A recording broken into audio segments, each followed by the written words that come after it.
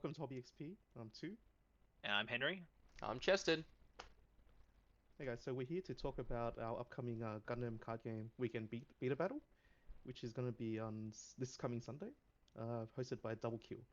So we were just building some decks, and we're hoping to share some ideas with you guys. And Henry's got a couple of deck lists ready, and he's going to take you through it. Yeah, so just gonna share the old screen and we'll talk through the decks that we have on the go. So we've got 3/4 decks that we kind of wanted to speak through that we think might be pretty powerful in this format. So the format is only the beta cards plus the demo decks. So it's a very limited pool of cards that you can use, and on top of that, obviously, there's not a lot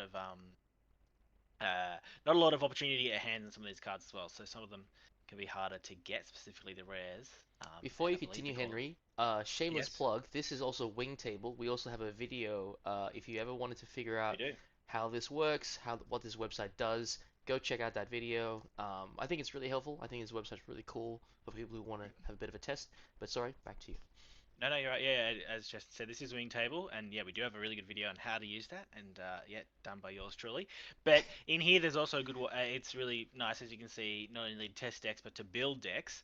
So let's kick off with one of the more stronger kind of archetypes that we've kind of tested within this format, and that's the blue-white control deck.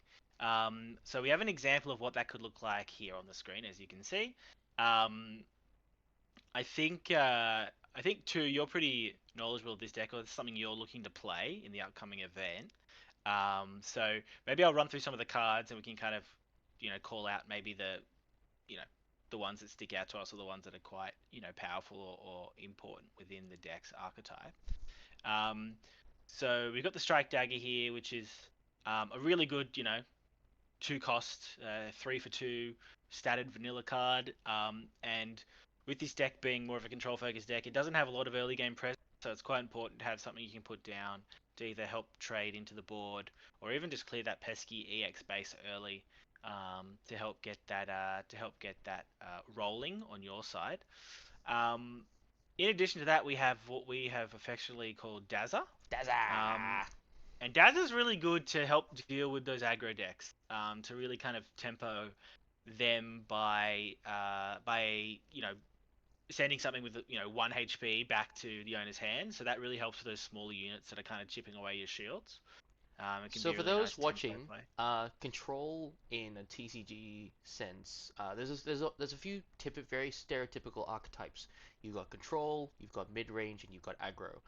Control is where you as a player you're trying to limit your opponent's moves by disrupting their flow of gameplay. So for example, this Dazzle Blade, will basically try to get rid of your opponent, get rid of your units so that you have nothing to play on the board.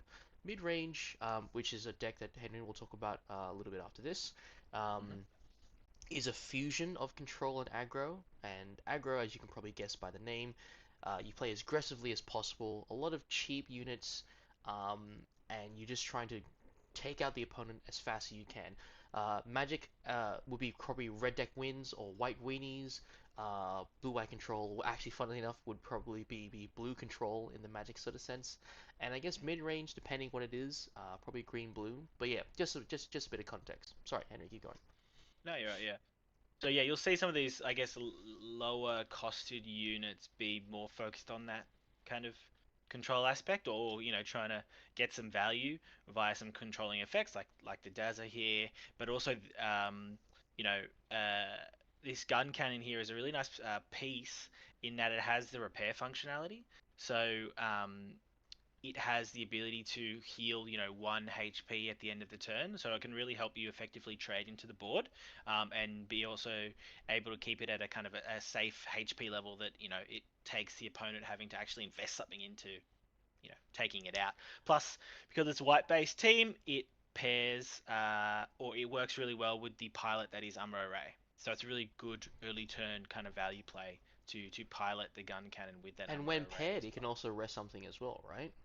That's right. Yep. So it has the double control effect of resting something when paired, but also using Amro's effect that lets Mm. you also rest another thing when you're pairing with the unit. So it can rest two things, and again, with the aggro decks within this game, at least within this format currently, it generally like have really small units and go wide. So being able to kind of rest two things and trade, effectively into those two units is really powerful. Yeah, I wouldn't Um, underestimate the repair as well. Like mm, sometimes that repair one will just get you past a cutback swing, so your unit actually survives, which is 100%, pretty good. 100%, 100%. Um, Rizel is just a really nice statted um, vanilla card and is really good to help trade. It's that 4/3 stat line. And being a level 3 but only 2 cost is if you do get the EX resource, the additional EX resource for going second, you can actually cheat that out earlier, which is really good in this deck again because again doesn't have a lot of early turn plays. And then What we'll look at kind makes of the what sorry, makes go this ahead, Jason. what makes this such a nice statted card? I understand that it's obviously a 4/3, but why is 4 so important? Why is 3 For, so important? yeah, those are kind of the current thresholds on HP and AP that really help you effectively trade. So you'll see a lot of things that do you know so 4 damage is obviously one off doing the 5 for the base, which is great. It's also one above the 3, which is the EX base, which again is kind of that threshold. But you'll also see a lot of offensive units really have less than 4 HP, so it Yep. trades effectively into those. How I um see the stat line is that it's always going to be one for one, right? So for example, yeah. a one cost level one would be one attack on HP. A two cost level two would be a 2/2. Three cost Ideally. 3/3. Four cost 4/4. So you can kind of use that as a basis for vanillas. And Yeah. this being a 3/2 with a 4 attack, power 3 health, it's just a Yeah. strong card. You sure you can't link it, but in alone, like it's a 4/3, which can early game kind of break out on any of the stronger units. Yeah. It is also what I found in playing this game is that like even turning like a unit like this sideways and attacking like a shield, for example, um, like for someone to trade into it, they're effectively having to like kamikaze or trade one for one, as two said, into this card because of the 4 damage stat line. So you can really make those kind of you can make it hard for the opponent to make a decision as to like whether they are going to attack your board or keep going for the shield route to try and rush you down or to tempo you down to finish the game. So something to take into consideration when you have that higher attack is that sometimes it's better just to swing at the shield and then make your opponent swing at your unit to trade one of their units. But yeah, the next piece, and I guess the next kind of 4 units or 4 units is really where a lot of the power comes deck. So we have the Gundam, the OG Gundam, which is a beautiful Granddaddy. one, a beautiful card, but also very strong. And this is kind of like a lot where a lot of the power does come from within this deck. So it has that wonderful, text on it that says repair 2. So it heals 2 HP at the end of the turn, which is again an amazing piece to use to trade into the board efficiently. It also has a really decent stat line at that 3 damage for 3 AP, sorry, 4 HP. Bit Um, thick. but in addition to that, it buffs your board. So it has this during pair effect, which means if it's paired up, and generally you're going to want to pair it with Umber Array for a really, really dynamic turn. But it gives all your units +1 AP Even during your Including turn. Kira. itself as well. Yeah, Yeah, including itself. even Kira, right? Because it's during pair, which is the nice part. It doesn't even need to be Yes, linked. It yes, doesn't yeah. even need to It's be still linked. exactly right. It still works Yeah. with all these parts as well. But it's a really really powerful card, and because it has that repair 2 functionality, that it is really efficient at trading into the board, and then it repairs 2 HP every life. So it's very like the opponent has to put effort into killing this thing effectively, and if they don't, it can really run away with the game for the control player. Yeah, did I miss anything with this card, guys? Is there anything else to No, really I I pull think think out? it's a very strong card. As because it's an OG Gundam, so you'd expect the Mm-hmm. LR rarity to be a strong Mm, card. The that's repair right. 2 is massive. Like just Massive. being able to heal itself 2 Yep. each time makes it just harder for makes it it to be removed. just makes it extra sticky, and I really think that Weenie decks, because you're not swinging for that high really early on, because 2 AP is a lot already for aggro Weenie decks to commit, and the fact that it just heals 2 at the end of the turn almost just feels like, oh, I've wasted a unit for absolutely nothing. It's a feel Yep. bad. It feels bad. Yeah, yeah, it really is.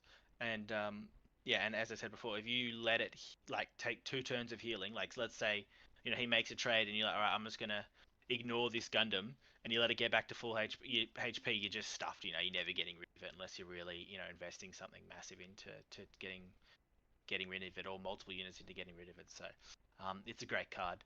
The next three are I guess what I would call the white power base in deck, and kind of where a lot of the survivability comes from, because they're all blockers, and all pretty decent blockers. The Launch Strike Gundam, in and of itself, is just a really well statted blocker. So we've already talked about kind of the 3 and 4 stat line, on a card. So when you're looking at it, I guess a more defensive card in the Launch Strike being a blocker, having the 3 HP is probably is a lot more beneficial. But even in saying that, it's a great stat line to have, 3 HP and 4 damage. Anyway you look at it, really, and definitely with the additional Other way block around, out so effect. 3 damage, 4 Oh, HP. Sorry, 3 around damage, cheap. 4 HP. I'm thinking about the reseal again. But the blocker text on this is something that's really important to keep this deck alive. Because you will see that there are times where you really just need to kind of block her up and you're going low on shields. So it's really important to have a fairly cheap blocker to kind of put out there with a decent stat line to absorb, at least a weenie attack, or an attack that kind of matters. And as I said, it can still trade fine. With a stat line, it can still trade pretty well into kind of mid-game threats in this game. The last two, again, really where you see some of this, the more control / combo pieces kind of pop off. So the Strike Gundam, another LR card, another beautiful art. It's a really powerful card. It has an amazing kind of effect / combo with the Kira, which you'd obviously expect, kind of what it's made to do. But it's a blocker, which is great. When paired level 4 or higher with a level 4 or higher pilot, choose one enemy unit with 4 or less HP returned to its owner's hand. So the really good thing you can kind of to take into consideration with that effect is that it's just with 4 or less HP. So it's not base HP. It's like if you've given damage to, say a Wing Gundam and you've got it under 4 HP, you bounce the Wing Gundam. You know what I mean? So wording is very important here. Wording is very, very important here. So it's really, really, really strong, in that regard, and kind of again where that control aspect comes in. Not only is it a blocker, so it helps you control the battlefield from a defensive perspective, but it can really help swing that tempo by getting rid of a decently hefty unit from your opponent's side of the board as well. Yep. And The it's a key thing to blocker. note is that it's a blocker, and the when paired effect only applies if you have a level 4 or higher pilot, which we'll get to eventually, but most of the pilots are going to be level 4 or higher, so any paired pilots will make use of this effect. So essentially you're just bouncing a body, and if it's Kira, you can bounce a body and also swing for -2. That's right. So we'll talk a bit about pilots when we get down there, but the last unit we have here is the Perfect Strike Gundam, which again, kind of the Perfect Strike Gundam. The thing about it is it's really good just on its own. It has this really nice deploy effect similar to Daza, where it will bounce one enemy unit with 1 HP to its owner's hand. And again, that's just their current HP, so it doesn't have to be their original HP. So if you've gotten, the Wing Gundam, or I like to use Wing Gundam as an example, but if you've got it down to 1 HP, bounce it straight back to the hand. You know what I mean? You don't have to worry about it. So yeah, a really amazing unit there. 3 cost level 5, so you will have to wait a little bit longer to get it out. But in saying that, it's only 3 cost, so you can kind of, once you get to that higher levels in the game, you can kind of spam these out and really take ownership of the board there from a defensive perspective. I guess with all these high level cards, you probably want to go second playing this deck. Yeah, generally, yeah, exactly. So from our testing, I would say second is generally the best bet to help kind of accelerate your game plan. And the great thing is, like, if you can kind of curve out into, Dazzler to help control the board early if required, but also your Rezel, you can pump this out on turn 2 and keep the EX resource, so you're really still, accelerating that level requirement. So then, start pumping this out on turn 4. So yeah, it really gives you a lot of additional additional resources, I guess, to play with to really just control options. the board. Exactly. All right. Now the bases. So again, this is where a lot of power comes from. So the Archangel, really good base in this deck because, as you can see there, activate main once per turn. You can pay 2 resources to choose a friendly unit with blocker and set it as active during its turn. So you can effectively restand a blocker after it's swung, which is really, really awesome. It gives you a lot more punch in the late game to restand some of these blockers, these bigger blockers that you're putting. You'll generally be piloting, so they'll have a nice hefty stat line, and you can really start, not only clearing the board, but then start swinging at bases as well, and keeping them up for defense, if required. So yeah, really, really strong.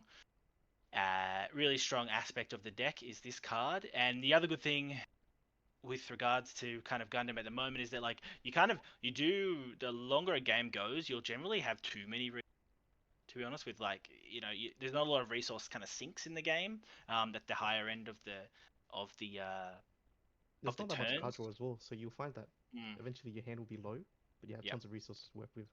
So exactly. spending 2 to just restand a blocker after a swing Really good. just makes use of that unused resources. Exactly. And in saying that, that's the exact same reason why white base is good too. Um, White base, one of the strongest bases I think we have in this Did format, you if say not the strongest base. strongest? Strongest? I think it's the Strongest? strongest. Um, in this format, I think it's the strongest Yeah, base. I Maybe? think it's useful. I think it's very useful. Pretty good. To be able to make units when you've got Yeah, an empty board or just to have some additional pressure is never going to be a bad thing. exactly. And as we said, cost 2. When you're getting to the end of the game, that's not really much of an issue because you'll generally have enough resources to kind of keep pumping out another unit. So yeah, really powerful. Yeah. And The reason why we have 2 copies of this one is because generally you don't want too many bases because they're only there to protect your life in a way, yeah, the shield area. So I exactly. think 6 is a pretty good number that we've been testing with. Yeah, And yeah, generally you have 4 of the cheap ones that you can just deploy whenever you need to for emergencies, and then 2 large ones which you can deploy just to take advantage of the resources yeah, or the definitely. effects that it provides. Yeah, I would say that I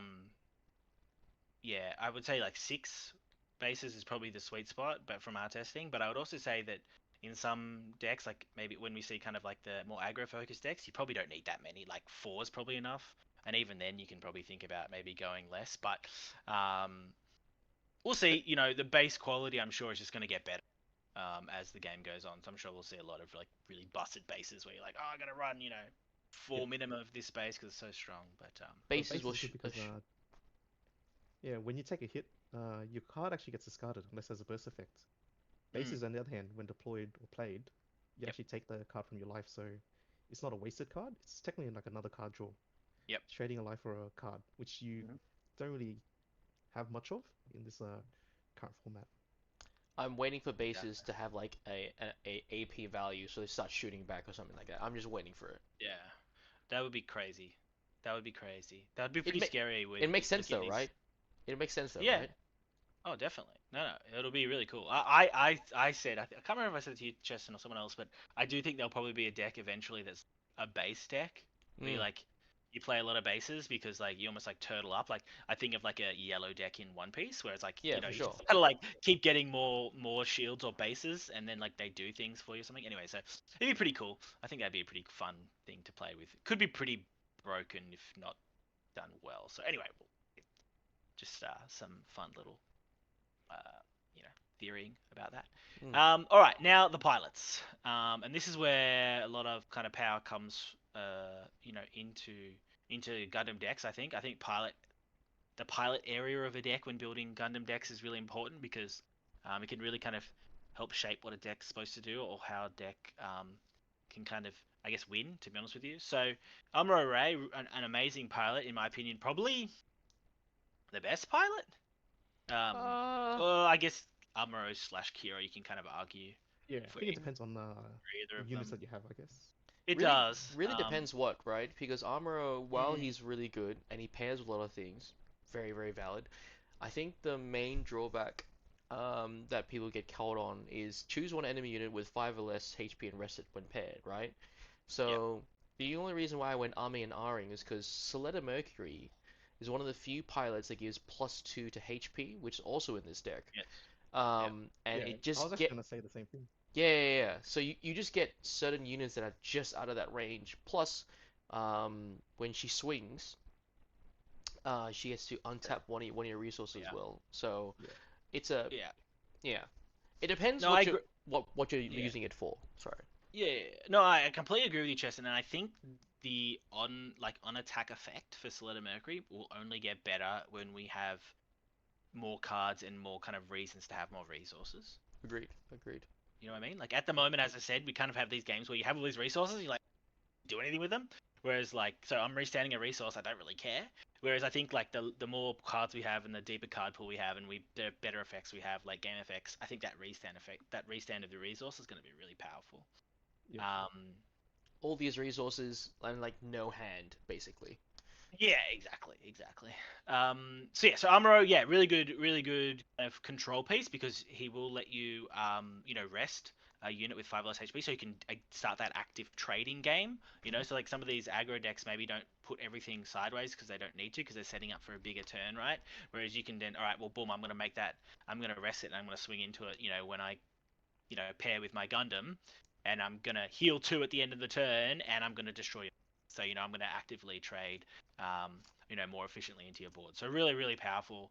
And actually, the reason why I think Amuro is one of the best pilots is we'll actually see it in another deck that we're going to talk about, and I think it really highlights the versatility of what this card can do in some of the other archetypes as well. So. Yeah, little spoiler there for what we're going to talk about eventually in the future. But then, yeah, let's talk about Kira because I do think Kira is He's up there for sure. he's up Yeah. there. He's a goated card when it comes to pilots, and definitely in the control aspect. Is like this is the pilot card you want to see with that in mind because, like you generally want to put Kira with the Owl Strike because that's kind of like where he belongs. As you can see down there with the, um, you're, bouncing a unit to your opponent's hand. But in addition to that, when you attack with your newly piloted Gundam by Kira, you choose one enemy unit and it gets -2 AP during the battle. So, again, really, really help trading efficiently to any unit, really. You know what I mean? So it's keeping your Gundam safe and alive, and then hopefully taking out one of your opponent's Gundams as well. So, Yeah. I'd say really, it's a really key card powerful. of this blue-white control deck. Yeah, So yeah. tons of good pilots, but I think the best pilot for this deck would probably be Kira, considering Yeah. how many blockers and strikes there are in the deck itself. Yeah, exactly. And then yeah, and Soletta Mercury, which we've already kind of spoken about. I think the main thing to talk about with Soletta is that in this deck is that actually the +2 HP. Like it does make, as Cheston said before, it does make you out of kind of out of threat range for some decks when you look at that trading aspect as well on the board. So yeah, it's really nice. That's why I think Stelletta is actually, in my opinion, one of the best pilots throughout the whole game in this format. Really? Just because how universal she is. Like think about it. True. You can pair with any unit because in this game you can pair with any unit you want. You're just absorbing that +1/+2 stat line, and of course the attack benefit. So imagine her on a Razel. You have like a 4/5 Yeah, unit. it's really good. Yeah. So Yeah. that's pretty Oh, hefty for it'd like be 5/5, isn't it? Really She gives 1/2. oh yeah, 5/5. Yeah, 5/5, wow. it's really strong. And even on like if you put it on the Gundam, Yeah. So Yeah. you have It's a a 4/6. 4/6 with heal. healing 2, getting +1 AP for the board. Yeah. Yeah. Which you So can use for actually events. 5/6 then, technically. 5/6, yeah, which is really strong. Yeah. Really strong. Yeah. And then finally we have the command, which is Hot the, agreed. Show of Resolve, just a draw 2, which, as we've all said, is late game. I think if you're dropping this early game, you're in trouble. Yes. If you're holding this till late game, and you're getting additional card advantage over your opponent, because there's not many cards currently in the game that give you kind of any kind of card advantage. This is one of them. If you're late game and you need a few additional cards, to accelerate your advantage, this is the card for it. You know what I mean? This is the GOAT card. The only issue is you're running 4. You open your opening hand, you're 4 of these, and you're dying because it's really bad. But late game, it's really good, and it's, as I said, the only current card plus another card. There's only 2 current cards that kind of give you any card advantage. Yeah. So I'm a fan of the other card, Overflowing Affection, which gives you Yes. draw 2, trash 1. That one, yeah. So it's a level Yeah. 2 1 cost. Yeah. It's a And the lot more white card. affordable to play. Yeah. It gives you draw 2, I but you have to trash 1. Yeah, I think actually there's definitely an argument between both these cards as to like I would think maybe it'd be better to drop 4 of these for 4 Overflowing Affection. Yeah. But I 'Cause guess mean, it's imagine if you had Soletta, you swing with her, you get 1 back. You can then play Overflowing Affection to Yeah. draw 2 and trash 1. yeah. Yeah. Or at least Definitely an play argument. play the Overflowing Affection, then swing, so you can untap it and then play something else from what you've drawn. You know. Yep. Depending on what cards you've got, obviously. But Definitely. there's definitely a lot of situations I've seen where I have all these resources, like we were talking about before, all these resources, either a low hand or no real like units to play or anything like that. Right. No real sinks of resources. So yeah. Yep. And this is a good one. Yeah. Awesome. All right. All right. So that's Blue Eye Control. We think this is going to be a pretty strong archetype. I think this and maybe more of an aggro build are like kind of 2 more supported and or fleshed out kind of builds currently for the card pool that we have in this very limited format. I will say all the deck lists we're going to show you here is like we've found do kind of okay online somewhere else. And we've kind of, play tested them and seen how they could go and made some, small adjustments with cards here or there, like ratios and like things that we prefer opposed to like what was in the deck list. So, yeah, shout outs to, the original kind of makers of these decks. None of us are claiming to be the oracle or the all-knowing person in this format. But then again, there's not a lot of cards, so it's not many kind of decks you can make, to be honest with you. So, that's that. All right. So, anything else on this one, guys, or do you want to kind of move on? No. We'll move on to the next one, I think, because I think we covered the blue-white. I think the next one will probably be a more stronger deck in terms of like the synergy it provides. Yeah, well, there's like, I think there's kind of 2 ways you can build green blue, and we've got 2 examples here.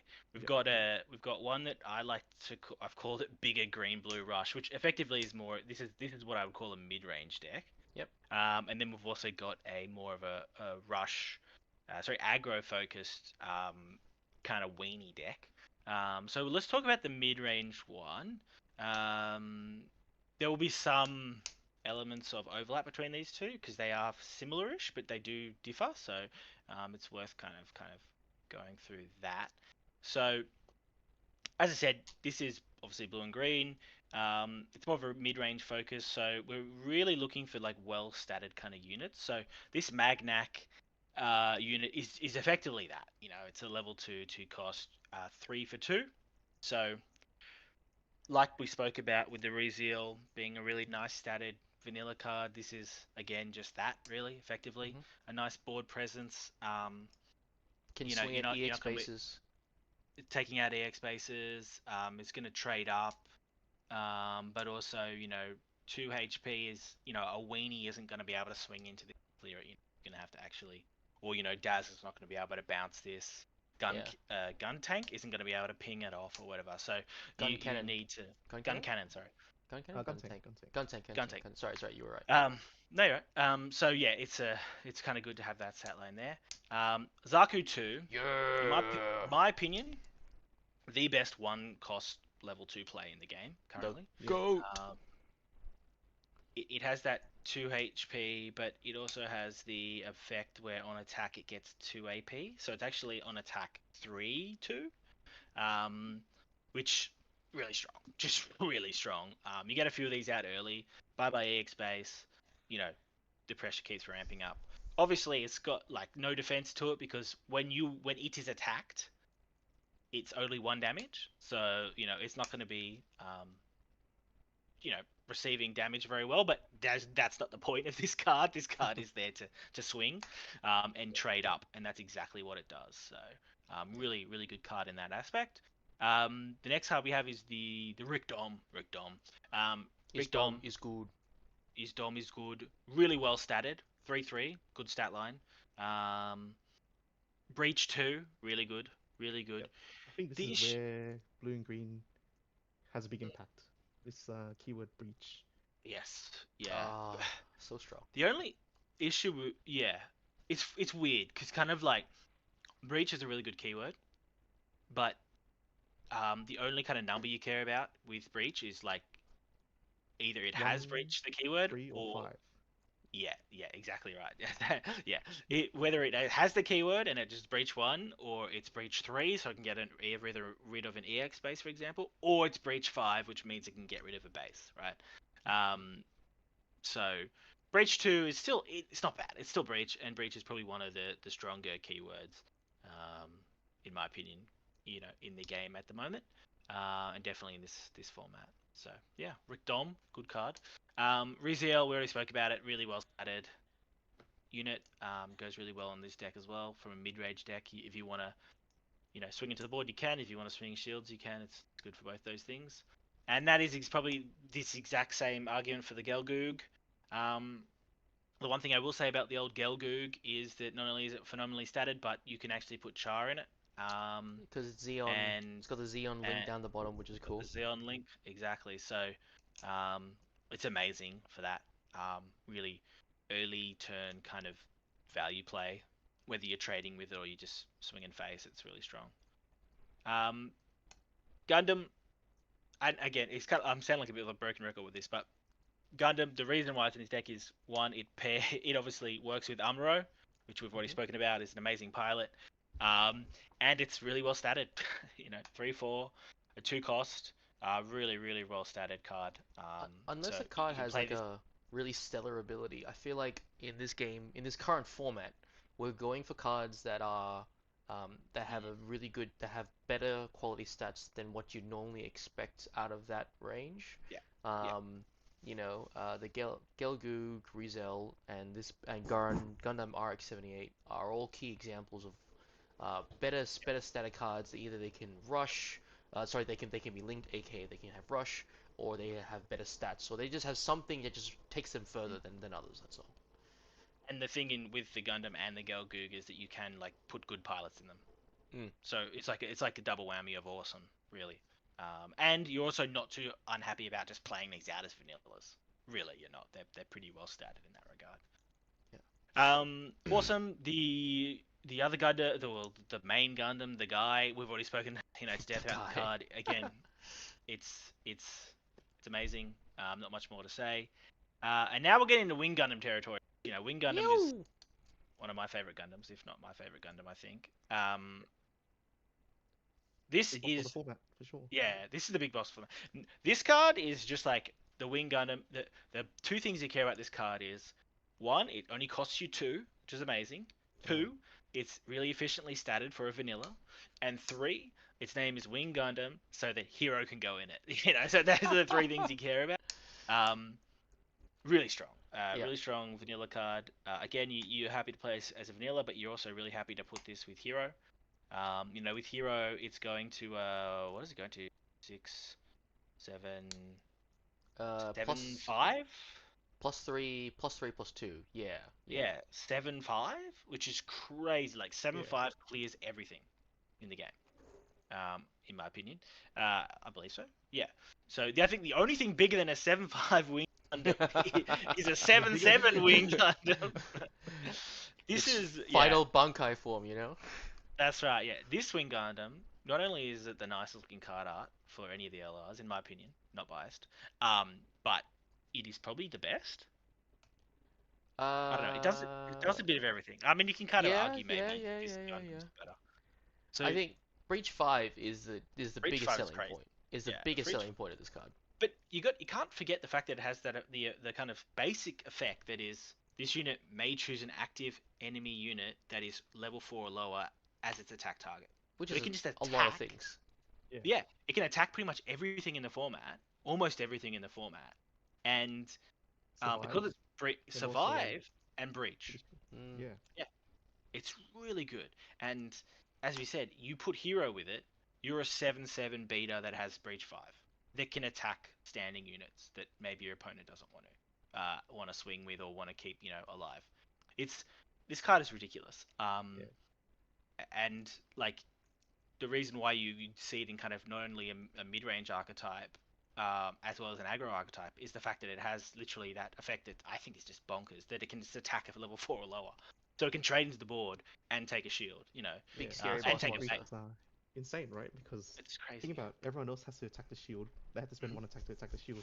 Yep. While breach units, they can attack a unit on the field and hit Yep. the shield at the same time. Yep. So you're hitting two things at once. A Yep. twofer. Yep. Hoofer. It's probably one of the highest value plays in the game. Level 6 Wing Gundam into hero is just crazy value. We also have another video where Henry managed to pull that off against Harry, where he played one wing Gundam. Oh, That was brutal. it was brutal. Amazing card. I'm gonna stop glazing this card, but it's so good. White base, we already spoke about it. Really good. And again, in this kind of deck, where you're kind of going a bit more aggressive and trying like push the pace, I think 4 bases is fine. I do think there's an argument whether you play the green base Famal as opposed to this one, but they're both good, to be honest with you. Yeah. Just depends on Yeah. I think the it's flavor. more the fact that just any base works, because if you get a burst, you get a shield, which is like an extra life in a way. That Exactly. That hit 5 damage in order to go past it. Exactly. I will So- say that because this deck is more mid-range focused, and you probably hope for the game to go a little bit longer, then you'd probably have more resources to play the white base and use its effect a bit more efficiently True. than like a pure aggro deck. So, 100% see why it's here, and I think it's good. Char, I'm not going to talk too much about Char now because I think there's more to talk about with him in the aggro deck. But Char's a really good pilot. As I said before, he pairs with Gelgoog, so really, really strong. And I do think more pilots are better than less, but I don't know what the optimal ratio is around pilots. I think Yeah. 12 might be a little bit too high, but again, you probably don't want to go any lower than 8, in my opinion. But if you have we'll 12 see. pilots and you're able to link, specifically link, not pair, then I think it's okay. And I think Yes. as we get more cards, we'll be able to have more Xeon, Neo Xeon, whatever Yes.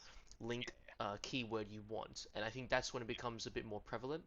And we'll Yeah. see a lot more decks where it'll be like, this is my... And same with the starter decks, right? I know, too, you're a big fan of Seed and Destiny. I know, Henry, you like Wing. Well, I'm a big Xeon guy. So we'll definitely see a lot of... this is my faction kind of deck-esque sort of... The way that this game is built, you want, ideally, a lot of... One pilot can link with a lot of different units. Yeah, good point. Yeah. Really, no, Just- that's a good point. That's a really good point. Yeah, you want to have that efficiency that you can link with lots of different things. I think Yeah. we don't have the card pool for that right now. No, you we know, don't. it's not as. We don't. But We don't. when we get there, Mm. like that's why we're running, effectively 6 copies of the Gundam, Mm. and 7 And- copies of the Wing Gundam. And Amuro, right? Because he's Yes. white base, and he just pairs with all of them. Exactly. Sorry, links with all of them. I should get my Links word with right. Yeah. No, but as you said, like hero, these 4 heroes has 7 targets. You know what I mean? Mm. Now you want to put him in the big Gundam, but sometimes this one works just as well. A 7/5 swing so- with rush is never a bad thing. Never a bad thing. So yeah, we're speaking about Amuro and why he's so good. Hero, again, when you're running Wing Gundam, you probably should be running Hero, to be honest with you. And when you're running 7, you definitely want to run Hero. Yeah. Just a stat stick, really. Yeah. This is Yep. what this pilot's is, Yep. and does it really well. We've got another pilot here. I can never say his first name. Bagheera? Banaja. Banaja. You The can two tell I've people. Yeah, you never haven't seen seen the show. Yeah, I've never seen this show. To be honest with you, this pilot, whilst he doesn't pair with any of the Gundams, sorry, Oh, sorry, link, it doesn't link with any other. it doesn't link with any Gundams. The 2+2, like the 2+2 on HP and AP, is bonkers good. Yep. on single-handedly anything. why you have this card. Literally, the only reason why you run this pilot is because of that. I believe he's the only pilot in this format that has that, the 2+2 and in both stats. At the moment, Um, yeah. yeah. It's just crazy strong, right? It's just really strong. You know, you're making Wing Gundam a 6/7. You know, literally one less than Hero. Yeah. It's just really good, really good, And really also, good. when paired, if this is a link was it? Yeah, if Yeah, this is a if link it's a unit. link unit, Link draw unit, one. draw one. Unfortunately, you can't make use of the link side of No, I don't things. believe so. Not We're running nothing any of the links. nothing No. there. It's just Gundam Unicorn. But still, like Yeah. when Unicorn, when they Unicorn Gundam, I feel like is one of the flagship mobile suits. I feel like Yes. Benaja and Gundam Unicorn will get more printing. So I think, Mm. to you're 100% right. To be able to draw a card from That's this crazy. pilot is great. Yeah. Yeah, it's a huge Yeah. episode because we know that GD01 or the first booster set for Gundam will be focused around Unicorn, and Yeah. we've already seen some card reveals. Yeah. But that'll be a future video. Yeah. Oh, look at you, just reeling them in. I will say, I'm a fan of Teed and Unicorn.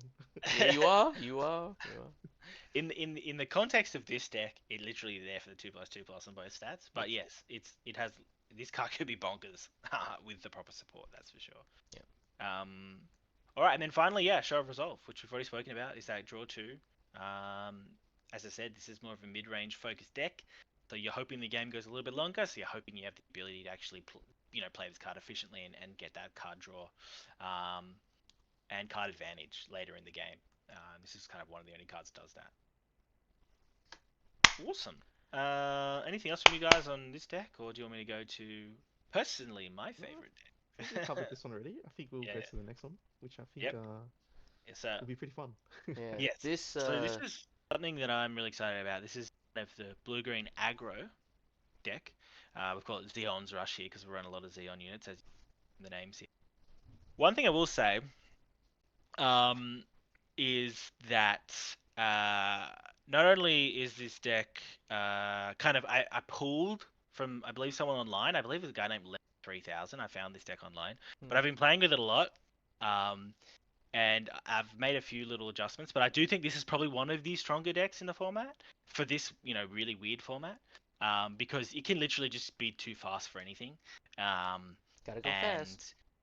And just with the kind of how Gundam works right now and the card pool, you can just kill someone. You can have 6, Zaku 1s on the board, and if they don't have a base, 1 damage is taking 1 shield, and you're just winning the game, So it's crazy good in that regard. So let's talk about Also, this. let's Yep. I think this deck wants to go first. Yeah. Yes. Yeah. Most Yeah. decks want to go second, generally. Yeah. Yeah. But the aggro decks generally want to go first, just because you can get a body faster than Yeah. other players, and you Yeah. also make use of that swing. 100%. 100%. So let's go through it. So I guess you're running the kind of standard small weenie package, with Zaku 1. Again, just a 1 for 2, but it's a 1/1, so you can play this on turn 1, and I would definitely recommend everyone do that if they have this card in their hand. It's a 1/2 It also as well. helps. Yeah, it's a 1/2. So Sorry, I think I just realized when we talk about vanilla stats, I think the correction is that how I said it's like 1/1/1/1. It's actually meant to be 1/1/1/2. So one of the stats would be 1 higher. I think that's the vanilla in terms of Gundam. yes. You reckon? So a Yeah, well, level 1/1 cost would have to be a 1/2 or 2/1. With Yeah, no you want. effects. I believe to see an efficient vanilla card is the level and the cost is less than the total stats. So Same principle in Magic then. Same principle. exactly right. Exactly Yeah. right. So it's a level 1 and a cost 1, so it's 2, and then you've got 3 total stats. Yeah. Okay. Yep. And then if you see a 1/1/1/1, or like if the stats are the same, it means that they have an effect on that card, which Ideally. straight away. Ideally, yeah, to help push it over, yeah. So again, yeah, so that efficiency talk aside, effectively what we're going to see in this deck is a lot of low level, very efficient cards. So we got this beautiful GM card, which again, level 2, cost 1, 2/2. So it follows that pattern of being efficient. We've got the gun tank, which we spoke about before, which is has a really decent effect where it can ping a rested enemy 1 damage. So this will help you kind of trade efficiently in the early game to maybe ping down a weaker unit on your opponent's field and control the board a little bit in that regard. But also, it's another swing and a swing that you can bang out early. Zaku 2, super efficient vanilla card that you can bang out early again for 2 for 2.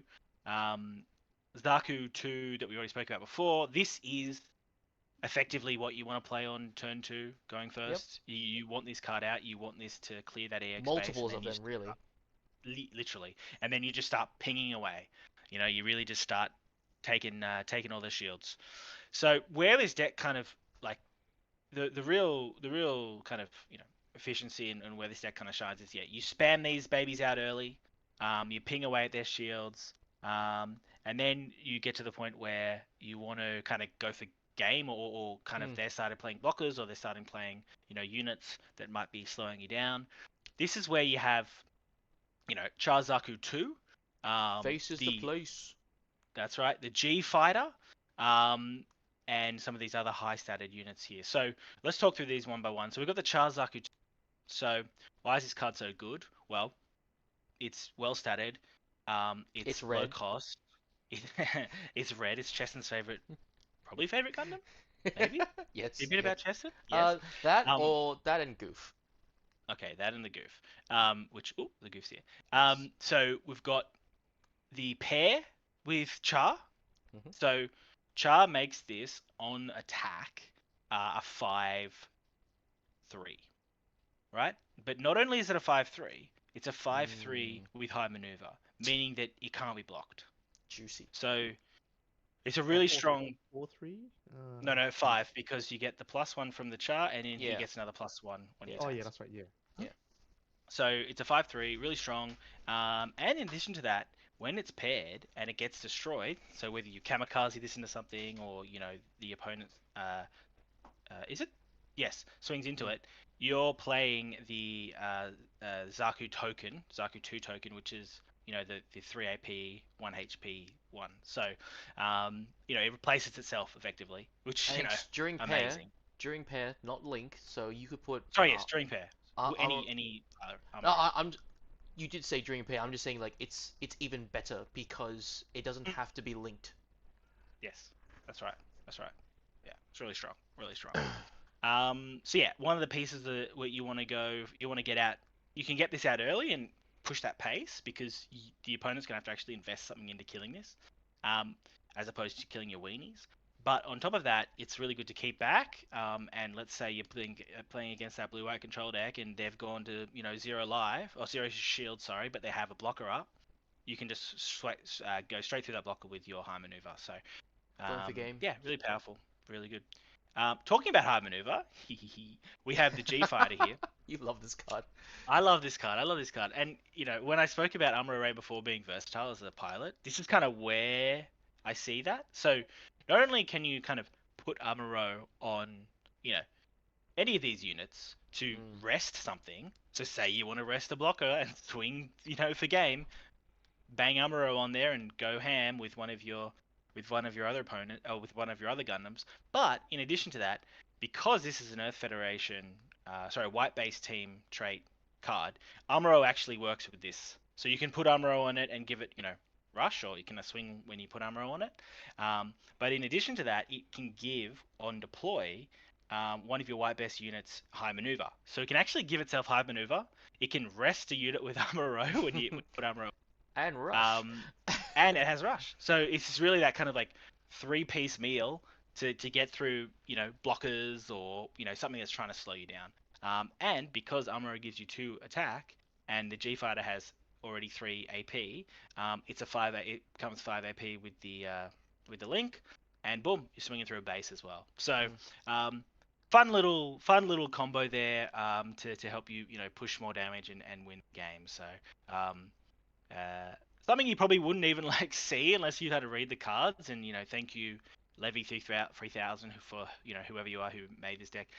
You're the goat for finding this, and you're looking harder than me. But this is a really cool little combo.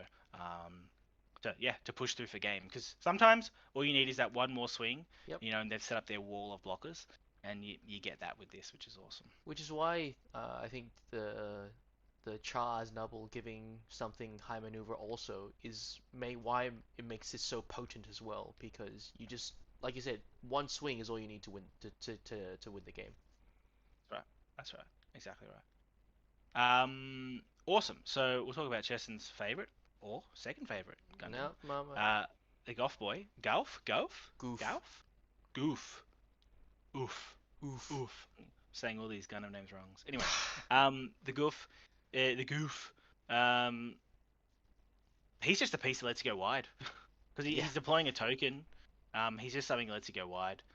Which is an amazing tool early game. Like, if you're going first and you're banging out one of these, second turn you're banging out, let's say 1, 2, or 1, 2. Turn 3 you're banging this out, you have like 5 units on the board on turn 3. And this guy makes a unit. It's a 1/1. Yep. It's rested, sure, but it's just another threat that he has to deal with. It unfortunately doesn't link with Xeon, which makes me slightly annoyed. But it links with Rambo Ral, the blue giant. But that's okay. That's okay. It's okay. And then to round this deck out, we have the Gelgoog, which we've already spoken about. Pairs with Char, so you can give it high maneuver and finish the game. It's also a really good, efficiently statted unit. So awesome card. And again, don't let me glaze this card anymore. No, don't let me. You love this card. I love this card. Sorry, just skip to the base. Yeah, to the base. It's a beautiful card, really good card. Even in this deck where you don't run hero, you can bang this down on, turn 6 or whatever when you can play it, and you just sit it there, and the opponent has to do something about it, because if they don't, if they play a base, and you can breach through it, and then all your weenies swing behind you, then, happy days. It's really strong. Yeah. So, not to mention, you can just swing at a blocker, breach the base, clear a blocker for more of your weenies to just swing in behind it. So, yeah, it's a good kind of, I like to think of it as a battering ram. To let all your little babies swing through behind you. Awesome. So the only card I don't think we haven't spoken about yet is the Amal. I think this base is really good in. I think having this base in this deck is really powerful because not only does playing this let you play like a unit because it plays a token when deployed, but it also lets you draw a card from your life effectively, your shield effectively, and if you play this deck a few times, you'll know that people generally don't swing at your shields early game because you're just swinging at there to all your little weenies and they clear your weenies. So you'll generally have like a bunch of shields just sitting there, and you're like, great, I'm gonna play farm out. I'm gonna get another shield. That could be the Char that I need, or the Zakatu that I need to push through for game. And you're also getting a unit on top of it. So yeah, it's a great base for 2 reasons. Not to mention having a base is always good, defensive purposes as well. Just be careful you don't do it too much. I've fallen into that trap where I think, oh, I'll just play this base and then I'll take a card, take a base, take a card. It's good, but yeah, there's definitely a limit to it. It does make a unit, which helps a lot, but you just gotta be, there's a caveat, it's when it's your turn. Only your turn do you make a unit with it. Yeah, so good point, Jason. When you deploy this from a burst, you will not make the unit, the token. Yeah. So you have to be the one to actually play that on your turn, play the shield. So, sorry, the base. So yeah. Awesome. So yeah, so those are the 3 decks kind of we want to speak about that we feel like are well placed in this format. I'm probably going to play this aggro build on the weekend. When I say probably, I'm 100% going to play it. Just how fast it goes. Yeah. Because really, you're going to be putting more units than they can afford to defend up against. Yeah. And you're right. They're going to be swinging at your units instead of your life. So a lot of times, you'll be pretty healthy. It's a race. Is that if it's a control deck, they can hold you out and you do gas out, but they can, yeah. But you hope to win the game before that happens. That's or right. You, gassing high maneuver out. High maneuver out of them. Yeah. I think the complexities of this deck really come around like when you're getting low on cards and you're like trying to map out how to kill them before you run out of cards, because the moment you start top decking and they just clear all your board is the moment you lose the game effectively, no matter how many shields you have. So that's the main thing with this deck. But there aren't many decks that can really kind of, in my opinion, there are no other decks in the format that can race you so you're always going to win the race. So if someone tries to start racing you, you can just amazing. But the control aspect, yeah, if you run into a good blue-white control deck like the one we showed you before that really curves out nicely, it's very hard. It's very hard for you to win. But you can sneak under them. If they miss a drop or two or they can't clear something efficiently, you can really sneak under them and win the game. So yeah, um, really depends on what you want to do, really, from a playstyle perspective. But yeah, I'll probably be playing that more Xeon Rush build. I think you were looking more blue-white control. Is that what you were?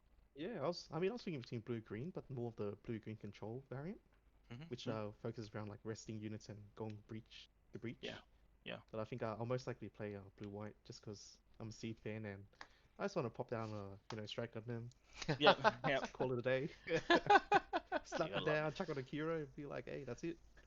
Bro, it's crazy. It's so good. It can win you games sometimes just having that real big tempo swings. Yeah. Yeah. Awesome.